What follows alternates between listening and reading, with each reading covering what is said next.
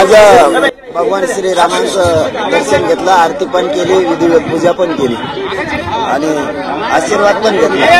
आणि आज आमचा भारतवासियांचा आनंदाचा दिवस की खूप दिवसाच्या प्रतीक्षेनंतर भगवान श्रीराम आज अयोध्येमध्ये विराजमान होता।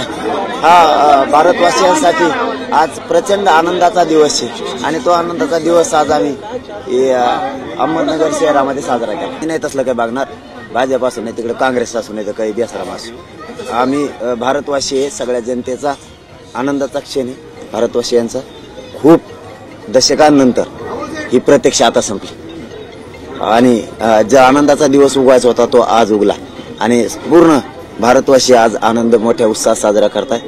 कारण हिंदू धर्माचा तो गर्व आहे, स्वाभिमान आहे आणि आज भगवान श्रीराम अयोध्येत विराजमान झाले आणि देशभर आनंद उत्सव साजरा आहे। तसा आम्ही आज केला, नको म्हणलं आजचे दिवस उद्या मागू, कारण हे त्यांचं चाललंय, त्यांचं चाललंय म्हणलं कशाला उद्या त्याला साकडे वेगळं घालतो मी म्हटलं श्रीरामांना की आजचे दिवस नाही घातला। आज मात्र आनंद उत्सव आणि आनंदच व्यक्त केला। आरक्षण मिळाल्यावर अयोध्येत जाणार हो, त्यांना सगळ्या रेल्वेच बघा भरून जातात नाही अयोध्ये, बाकीचे जरी म्हणते रेल्वे भरून येतात, आपल्या बघा रेल्वे जातात त्यांना दान। चलो, धन्यवाद।